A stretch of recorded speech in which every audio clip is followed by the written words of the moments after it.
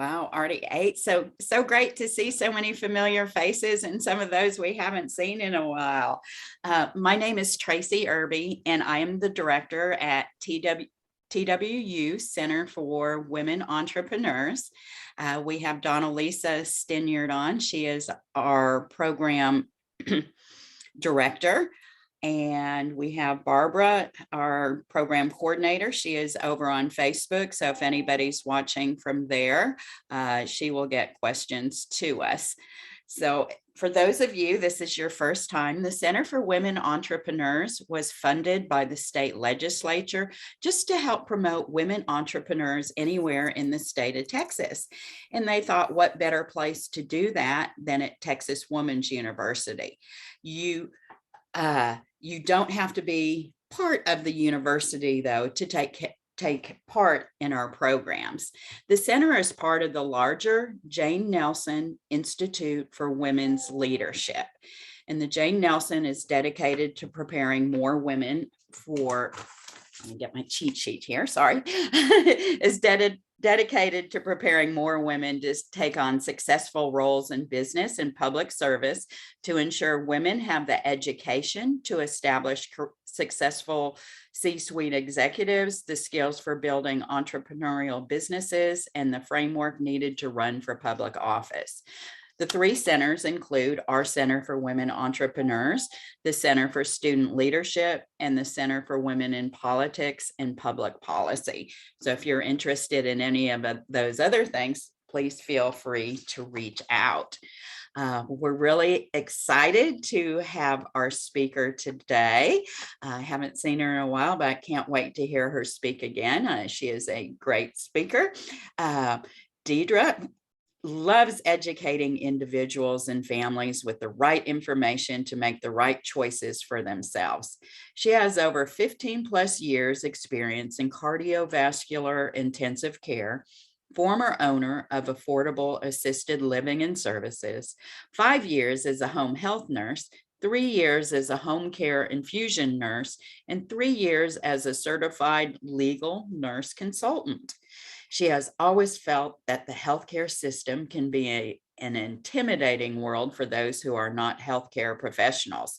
She experienced this professionally and personally when her mother became ill and was battling MS, Parkinson's, cancer, asthma, and dementia. She has a strong purpose from God to help others on their personal journeys. So I'm so excited to introduce our speaker, Deidra Kindred. Wow, thank you. Well, thank you. I am super, super excited to be here and also a little nervous. I'm battling COVID, so please forgive me if I stumble over my words or anything like that. So I am so happy to see all of the lovely faces here. I am so excited. So today's presentation is geared toward entrepreneurs, wannapreneurs, or those entrepreneurs, business owners that have already been in business, but sometimes you come up against a wall. And what is that wall? I think that wall is us. We are the walls. So today's topic is, are you standing in your way? Think about that for just a second. Then you need to move yourself out of the way by managing your opportunities for your vision to empower. And I'm quite sure we all want to empower. We all have visions. But how do we do that? And how do we keep it going when we're battling life?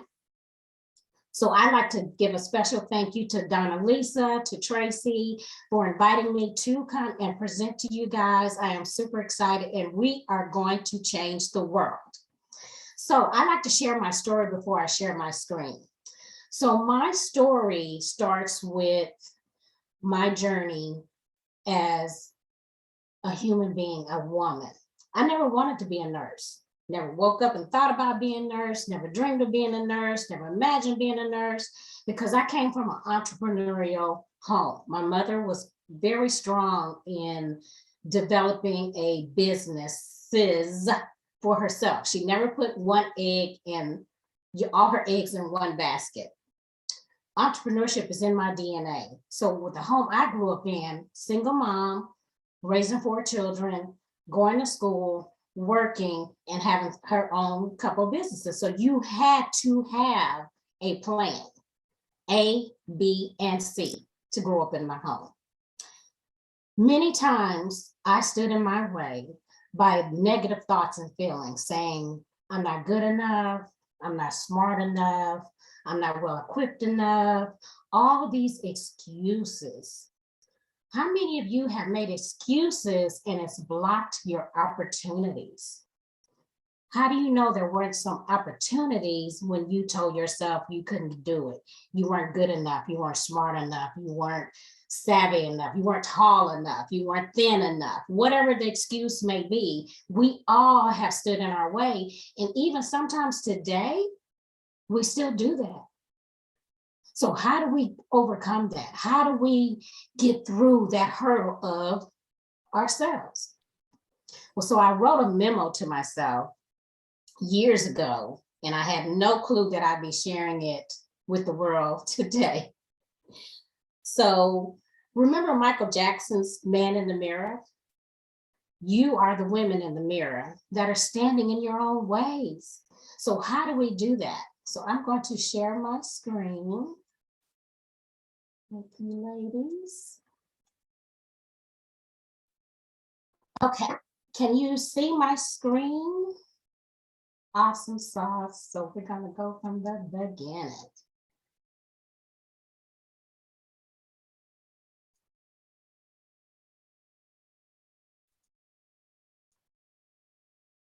Okay, so are you standing in your way? By a show of hands, who thinks they're standing in their way? Just kind of show your hand there. Yes, yes, absolutely. So how do we get out of our way? How do we battle us? Wonderful. Thank you for the participation, because I will pick on you. What is your why? Your why should be so amazingly strong that you cannot quit. And it's not only one why with some people, and that's wonderful. So one of my whys is working as a nurse in the hospital. It is a toxic environment. I'm just transparent and true. It's a toxic environment. Nurses don't get the appreciation. They don't get the respect. They don't get the input that I believe they should get. So when you are outspoken, you get labeled. But my why is, one of my whys is, when I would have people come into the hospital, we treat you and we street you. We don't care about what your existing physicians are saying to you. We don't care about your outside life, what's going on. We want to fix the problem, treat you and street you. And then we tell your loved one, oh, go tell the existing physicians what we just did. And that is stressful. So part B of my why is that I was that loved one. I was that loved one when my mother was battling MS, Parkinson's, dementia related to Parkinson's, asthma, cancer. That's 5 physicians that she had to navigate through. And even as a nurse, I would have to beg to get off of work, explain why I needed to take my mother to the pulmonologist versus she saw the PCP last week. That made me kind of angry, because why do I have to explain my reasoning to my boss of why I need to take off? So I would get an excuse like, oh, well, we don't have any balloon pump nurses, or we don't have any nurses that recover surgery, or we don't have this. That wasn't my problem at the time. So your why has to be so strong. So my why is that I don't want anybody else to ever feel like that. I don't want anybody else to ever go through that turmoil of, I need to be with my loved one, but I have to be at my job. So I have to make a choice. That's not fair. That's not fair at all. So what if you had a nurse that could be with your loved one to give you the good, the bad, and the ugly for you? Hence, you have to find your purpose. So let's continue to move on. So that's what gets me out of bed every day, because I don't want someone to feel like that. I was so stressed out trying to have a work-life balance, which it didn't exist. I had my son, I had the home, I had responsibilities at work, and then I had my mother who had those 5 positions who never had the time to talk to one another. So who is helping that person? I call that person Little Red Riding Hood. Little Red Riding Hood is under caregiver stress. So that is one of my whys. I believe there are 7 key strategic components to getting started and or to keep going. We have to incorporate our visions, our plannings, our strategic goals, our mission, our organization of objectives, our financial planning. So let's go through those 7 key strategies. Visions and dreams. Write them down. Write them down. Get a little notebook that's dedicated to you and your vision, or whatever you want to start or continue to keep. Write those visions and dreams down. 2 or 3 o'clock in the morning, you're up, write them down. Speak them into existence. Find your accountability partner. So one of the breakout rooms I was in, it was great. It was all about how did you incorporate basically accountability partners. So you have to know how you can get your accountability partners chosen so that they can help you through what you're going through and what they're going through as well. Be okay with revisiting and revising your visions and dreams. They change over time. Just like we evolve, we change over time. When I first started this business, I was adamant about not hiring a certain baby nurses, is what I call them. But that's kind of changed over the years. So be okay with revisiting your visions, your dreams, and be okay with writing them down and speak them into existence. When you put it out in the universe, it comes back to you. Get over fear. Fear sometimes comes from our people that we are living in the household with. They will bring their fears and their weaknesses and they put them on you by saying things to you like, oh, well, why don't you just continue to work in the hospital? You make a lot of money in the hospital.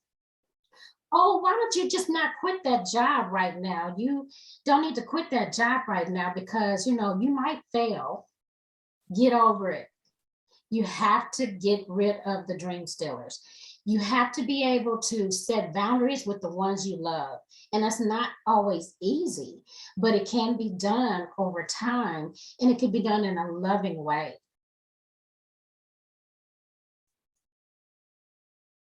Ask a higher being. My higher being is my Lord and Savior, Jesus Christ. I have started to listen to him because I'm a hard-headed person.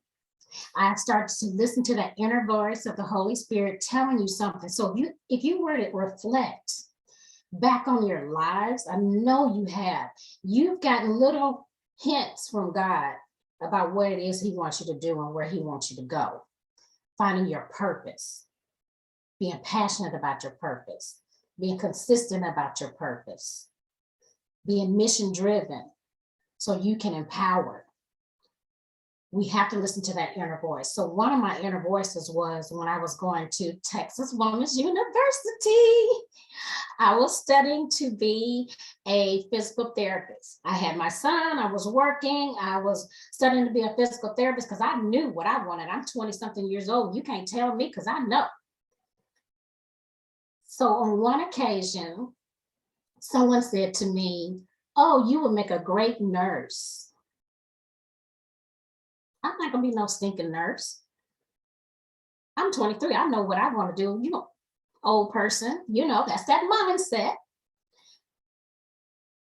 Go on, three or 4, 6 months later, someone else says, well, would you explain to this person this discharge instructions? Because I was volunteering at a physical therapy clinic. I'm not gonna be no nurse, I need to explain that to them, you know, just that cocky attitude. And the gentleman said, you explained that so well, you ought to be a nurse. I'm not gonna be no stinking nurse. Would you quit saying that? Final call. sitting at home, my son was down to bed, and I get a phone call out of the blue saying from Governor Jackson at Texas Women's University, he was there at that time, would you consider changing your major from kinesiology to nursing? All you have to do is write a 750-word essay on what education means to you, have it in my office, and we'll give you a full scholarship to go to nursing school. Talk about blown away. Talk about blown away. So let's go back to those visions and dreams. God has given each and every woman on this call and in my, ready to hear my voice, you have a purpose. You just have to listen and reflect back on what's happening in your life and what has happened in your life in order to follow your purpose. You have a purpose. Find and listen to that inner voice. Goals and affirmations. Now, I love goals and affirmations. Goals and affirmations, in my opinion, they should go together. They should be smart, specific. I say adjustable because they're going to be achievable. I already know that. It's not about, is it achievable? I'm going to do it. If I write it down and I said it, I'm going to achieve it. So I need to make sure that it's adjustable, because sometimes for me personally, if my goal is too low and I achieve it, then I need to adjust it to make it higher. So you need to start off with big, hairy, audacious goals, but also be comfortable with, you got to tweak it a little bit. It may be tweaking it up, or it may be tweaking it up. They need to be relevant and time-bound. My goals are in a certain category, so I love to put my goals in different categories: faith, family, finance, fitness, and fun. I call that the 5 F's. Now, I've seen some of my accountability partners in the audience, so they know what I'm talking about. So we meet quarterly, or we meet quarterly, and we talk about these specific categories, and we put our goals, and we make sure our affirmations are aligned with those goals. One of my goals, I'm sorry, I hit the key too quick. One of my goals was fitness. Fitness, I wanted to be, when COVID hit, between 125 and 135 pounds. I was 155 at the time. When COVID hit, I didn't have any choice, in my opinion, but to better myself. So my accountability partner that I have for my fitness goals, we sat down, we said, okay, how are we going to incorporate these goals? What are we going to do? So I'm happy to say that I'm maintaining my goals. So that's my affirmation. I'm so happy that I am able to exercise 30 minutes a day, 5 to 6 days a week. And I am so happy that I have maintained my goal weight between 125 and 135. Yes. So you got to set those goals, put them in those categories, have your accountability partners that matches up with each of those goals. One accountability partner doesn't fit all. Everybody can't be everything, nor can you be everything to everybody. So I have my fitness accountability partner. I have my finance accountability partner. I have my faith accountability partner. I have my fun accountability partner. So you got to be strategic and determined and focused on what it is that you're doing. So the next one, number 4, is invest in yourself. Why do we as women put ourselves on the back burner? Oh, I'm not going to do this business until my son graduates. Oh, I'm not going to do this until I get mom, fill in the blank. Oh, I'm not going to do this until my husband does such and such, such and such. And then you look up, life has happened, and then you become somebody that you don't know who you are. So you have to take that time to invest in yourself. It is really okay. Uplifting and motivational self-help books. Whatever you put into your mind and your body affects your outcome. It could be some of the simplest things. You just don't know how it affects you. I love Jack Canfield. I love John Maxwell. I love reading books that uplift and motivate and self-help.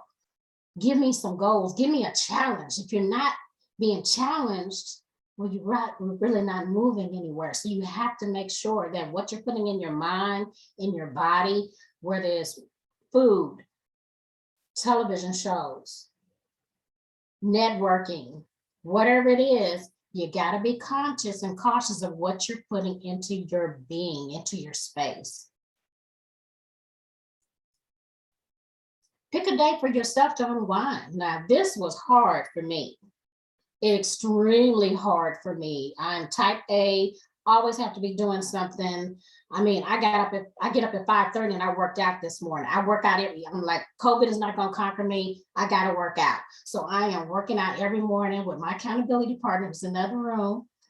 And you have to pick a day for you where there's 20 minutes, starting off with 20 minutes, starting a little goal and trying to increment up 20 minutes. My day is Sunday. I try my best most of the time to not answer the phone on Sunday, go to church. I watch church on television, lay on the sofa. So I'll make sure the sofa doesn't fall off the floor. That's the goal for the day. And I try not to do anything but refill my cup. You can't give from an empty cup. If you're going all the time, and it is not selfish. It is not selfish. We have to get out of that mindset that, oh, I feel guilty about laying down and sitting here and just reading a book. Oh, I feel guilty about sitting here and sitting still and having a cup of coffee. We got to get over that guilty feeling. Personal journaling. I've done personal journaling since I was in, I want to say middle school. And it's so funny when you go back and you reflect on who you were 10, 15, 20 years ago, you're not even the same person. Are you evolving? And I read, sometimes I go back and I reflect on those journals. I'm like, oh my God, you were stupid. Why did you make that decision? But you didn't know what you know now. So it's great to reflect to see where you're growing, because I heard that word a lot today, this morning too. Growth is a continuous process. So how are you growing? If you don't know where you came from, you don't know where you're going. So you have to, reflect. Take courses to increase your knowledge. That's why I'm so happy about this Center for Women Entrepreneurs. And there's so many resources out there once we open up that door to receive those resources to help us grow and manage our opportunities for our vision to empower. So there are plethoras of resources, but you have to find out what resources are best for you. And this is what we're doing today. My favorite part: network, and network some more. So networking. I could teach a class on networking. So true story. When I came from the hospital as a nurse, I didn't know how to network.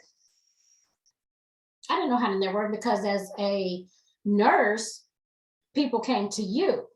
They needed a service. They needed something, that came to you. So I didn't have to sell myself. I didn't have to say, okay, well, this is what we do, da, da, da, da. I didn't have to do that because you had a need. I had the resources, and boom, bada boom, there you go. You got what you needed. I didn't have to go out and give people the why. That's not networking. Networking consists of building authentic relationships. Be mindful of the space that you're in and the company you're keeping and the type of networking you're going to. You have to make sure. I equate networking with building a family, building your core team of people. Who is it that you need to be in front of, not to sell them, but to build that authentic relationship? So whenever you go to a networking event such as this or any other, my goal usually is to find two people I've never met before, and I'm going to sit with you over coffee, Zoom, or whatever, and we're going to get to know each other. I don't want to know. I don't really want to talk about business at that first meeting. I want to build that relationship. I want to find out who you are, because really, what you're doing when you're networking is you're finding, who am I selling to? Who's a potential business partner? Who's a potential mentor? Who's a potential collaborator? So it's just different categories. Another good book that I kind of equate with this is Relational Intelligence by Dr. Darius Daniels. It's all about who is your associate, who is your advisor, who is your mentor, who is your friend, who is your assignment. Time is the only commodity that you have that is so precious. We all get 24 hours in a day. So what are you doing with them when you're networking? Map out the hours and things that are for yourself. So since COVID has happened, it's been a little bit more challenging to network, especially some things are in person, some things are online, just different types of ways to adapt. But we've adapted. We're adapting well. But now it's time to realign and readjust. So being cognizant of being at the right networking event at the right time in front of the right people so you can build those collaborative relationships. That is so key, and it's hard. So sometimes you have to just kind of map that out. For me, what makes it easy is a planner, being able to color code that planner and being able to know where I'm at, when I need to be there and why I need to be there. What is my goal for attending this networking event? What type of relationships am I looking to collaborate and build and cherish and nurture? And also I go on to say, it's not a one and done at a lot of networking events. I belong to 7 different healthcare related networking events, building those relationships since 2012. And that's where it starts. That's where it counts. Branding, that goes into networking. Your brand is who people say you are when you're not in the room. Everything you do should align with your brand. Your action should align with your brand. How you present yourself on your internet channels should align with your brand. How you treat people should align with your brand. What are people saying about you when you represent yourself? Because everything we do is branding. It's not just about business, it's about who you are. What is your core? People want to do business with you because they know, like, and trust you. What is your niche? What makes you stand out? Are you authentic? Are you honest? Are you trustworthy? So all that goes with networking, and building those relationships. When I first started networking, another story, I was in network marketing, and I would go into a room, transparent. Oh, okay, 1, 2, 3, 4, 5, 6, 7. I'm gonna sell 8 memberships. That is not the way to do it. It's about building relationships, and your clients will come and people will get what you have to offer once they get to know you. Vet your events. You have to vet your events. When you're vetting your events, I kind of look at, okay, what type of event is this? Is this, you have to find what fits for you. And that takes with you attending an event and just seeing if it's a good fit for you. For me personally, some events fit and some events don't. We don't have enough time for me to go into that, but you just have to find out who you are, where you fit in, and where you feel comfortable. What is the value, the culture of that networking event? Is it just about getting referrals and then you calling people up? Or is it about, I know Tracy Irby, I know that she is involved with the women entrepreneurs. I know that I can provide, some help or some education. I know that she also can provide me with some help and education for resources. So it's all about collaboration. Like-minded individuals. You have to be in front of like-minded individuals because nobody wants to be fake. Right? Nobody wants to be, okay, I'm gonna put a smile on my face just because I want to get the dollars. No, you got to be around like-minded individuals, and it's okay to say no to some events. Seek the right audience. This is so key. So whenever you are anywhere, You have to be in front of the right audience at the right time with the right information to have the right understanding. So make sure that whatever it is you do to empower others, make sure you're in the right audience. Your time is so precious. You can't waste time being in front of someone trying to convince them about your product or service. And it's all about collaboration. I go back to that word, collaboration and relationship building. That is so key. Brand focused. Brand focused. That incorporates so much that I can't even begin. Like I say, watch the people you do business with, you network with, you collaborate with, you grow with. Support and consultation. Now, I know sometimes as women, this is one thing that, especially type A people, putting that pride aside as women. So pride is a vicious beast. Being able to ask for help, and especially when someone offers you that help, it's okay to say, I need help. I need help. It's okay to say that. And I had to talk myself. Remember, this is my memorandum to myself as I'm talking to me too. So I had to say, oh no, I don't need any help. Yes, I do need help. And it's okay. There are no shortcuts. Oh my gosh. There are no shortcuts.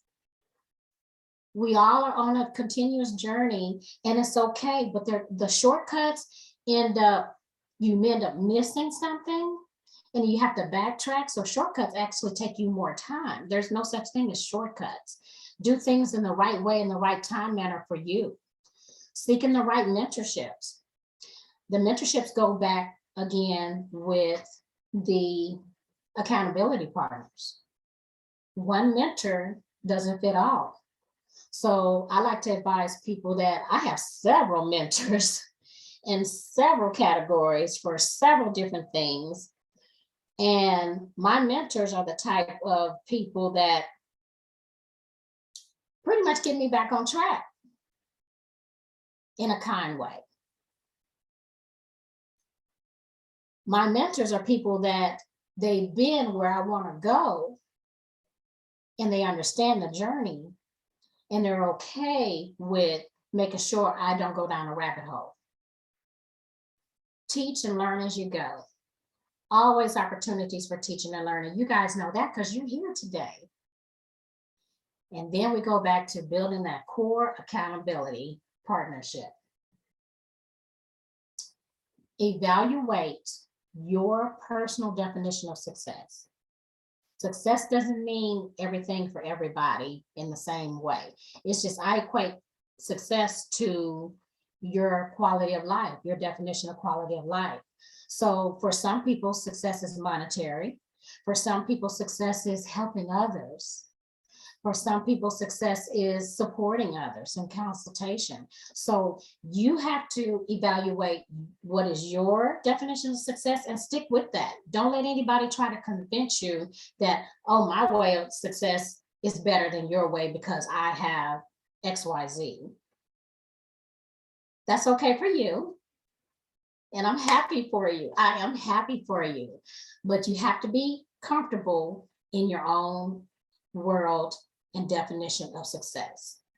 You bring value to the table just as much as that other person brings value to the table. So demanding that respect from your other persons that you're around to appreciate who you are and where you're going. It may not be the same track as they're going. So evaluate your definition of success. Number 7, we're not going to talk about personal financial foundation building. We're talking about business financial building. I love Profit First by Mike Michalowicz. It is amazing. I advise that you look into that book, knowing your numbers. And when I say know your numbers, what is it that you want to achieve financially by the end of the year and work with the end in mind? Okay, working that backwards to, okay, by December 31st, 2022, I'm trying to say that right, 2022, this is where I want to be, and then how am I going to get there? So you're working with the end in mind. So you kind of go backward to your quarterly, your monthly, your weekly goals. How many clients is it going to take to be able to get to your financial foundation, your financial goal, and also a trustworthy financial advisor when it comes to business. I suggest whatever business category you're in or whatever industry you're in, finding someone who has already been where you are, get them to help you out. And that goes back to number 6, support and consultation.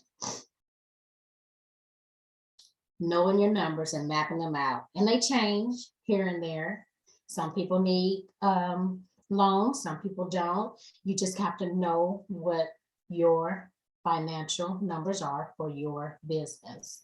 And being able to sit with your accountant or your financial planner consistently on a quarterly basis and being able to map that out. Having somebody who understands the business industry that you're in. Building a successful business usually takes about 5 to 10 years.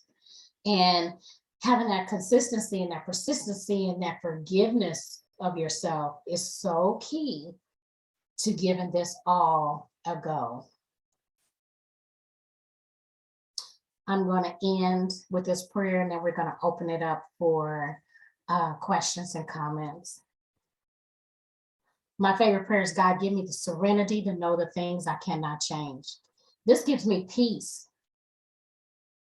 Because lots of times when you are frustrated over something, it's something that you can't even change. And then you're wasting your most precious commodity, which is your time, and you can't even change it. So give yourself peace of knowing that I can't change that. But this one over here, the courage to change the things I can, give me the courage to change that, because I can change that. And lots of times, guess what that is? You.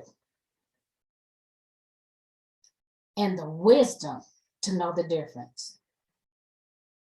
It starts with you. You can't always control the results, but you can control the activity that leads to those results. If it doesn't challenge you by making you uncomfortable, I heard that word today too, it won't change anything. We have to get comfortable with being uncomfortable. My name is Deidra Kindred. I'm a nurse advocate, educator, and navigator. I love helping families and individuals understand the complex healthcare system by being a true advocate that's trustworthy and knowledgeable. Thank you for your time. Thank you for listening to me rant. And you guys go out and move out of your way. Thank you. Thank you so much. So we did have a lot of people in the chat asking about the book, and I believe I put the right link. It was Profit First, Transform Cash. Is that correct, Deidra? That is correct. Okay. It is a phenomenal book. I put a link to it in the chat. It's from Amazon, but it at least gets you the name of the book. If you don't shop at Amazon, that's completely understandable. So does anybody have any questions for Deidra? You can either raise your hand or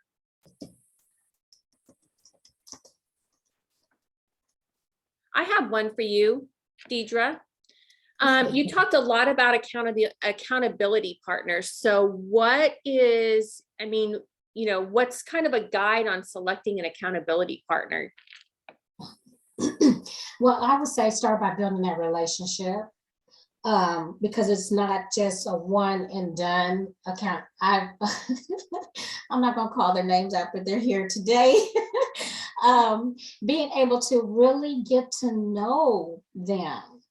And I have about 5 accountability partners, and all of them bring such an amazing piece to my life.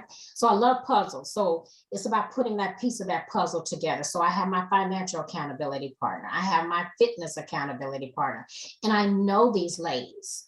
I know them because I've sat down with them and we just had talks or happy hour. We've been there through the ups and downs of life and business and successes and failures. So being able to know who fits where as far as your accountability partner. So great question. Awesome. So Marissa asked, can you expound a bit more on brand focus in regards to how you do your business and who you do business with? Oh, great question, Marissa. Good question. So brand focus, that's you, who you are as a whatever role you're in, mother, father, sister, brother, business owner, auntie, friend, child of God. That is your brand. So anything you do, whatever comes out of your mouth, whatever goes into your mouth, whatever how you're encountering people, that's your brand. It's not just about business, it's about who you are. When people walk away from Deidra, they're not going to get, oh, well, she lied to me. Oh, well, she didn't tell me this. You're going to know if I say I'm going to do something, I'm going to do it. Sickness or in health. That is who you are as a being. That is your brand. So your brand, your business is just a part of your brand of who you are. So the way you dress, the way you act, the way you speak, the places you go, the things you do, that all incorporates your brand. So, because people are watching all the time. Being authentic.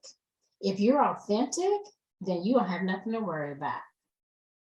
Brand focused. Where you are, what activities are you doing? Who are you surrounding yourself around? Brand focused. Sometimes you have to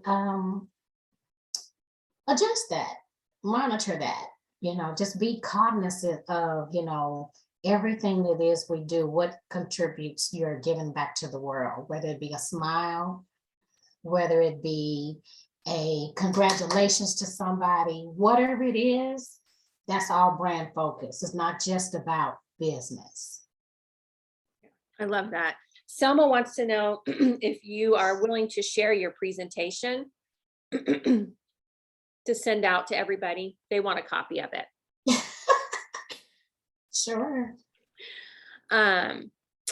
Then Darlisa, she had great presentation. What are some tips and strategies for getting through the mentally tough moments? Ooh-wee, that's a great question. So, have you guys seen that? Have you seen that cartoon Inside Up, where they have the little people that is talking to the little girl in her mind? They have the anger, the sadness, the depression. Yes, Inside Out. Yes. So you have to have a meeting with your people because certain people can show up at different times. Okay, so when you get into that space where you're like, oh, I don't know today. I like to call up one of my accountability partners because I know they're going to listen. They're going to let me vent because they're their authentic self. I'm my authentic self with them. And I know they understand where I'm coming from. And just being able to get it out and be able to express that. And then your accountability partner says, okay, now what? You gotten it out. We talked about it. You vented. So now what? So let's talk about our plan and what we're going to do. Pick yourself up and let's go. So we all get into that space where we're like, oh my goodness, there's even some days that you wake up as a human being, as a woman, it's like, oh my goodness, I just don't know if I can do it. Well, that's when I call on my Lord and Savior too. Any more questions for Deidra? Awesome. Well, thank you so much, Deidra. This was amazing. I'm going to go ahead and throw up a poll real quick. And then if you guys will take a minute to take it, and then we'll go ahead and close things out. Can everybody see it? Deidra, that was just awesome. Thank you so much. And so many different lessons. I was I think I have a list full of things. I don't think you can see all those that I was writing down and comments that you had. And I really like that too, when you know, that so much can resonate to all of us, and really who your brand is and who's watching. And I was thinking when you said the integrity and I definitely think ethically, all of that needs to go into who people are as a business, because you don't know who's looking. But then I just think of you today, even showing up when, and you told us earlier, so, you know, with COVID, that how much, you know, I was thinking for you, perseverance too. Get up and doing it. So it was just really wonderful, and so many good takeaways for everybody with that. So thank you so much for being here today. We are going to do a little networking if you still want to stay around. But again, I look in the comments, and there's so many wonderful ones for you. So thank you for being here today. Well, thank you for having me. And I love seeing all these beautiful faces. It's just so amazing. I love it. So I'm going to go ahead and end the poll as everybody had a chance to take it. We're going to go ahead and end it. All right. Awesome.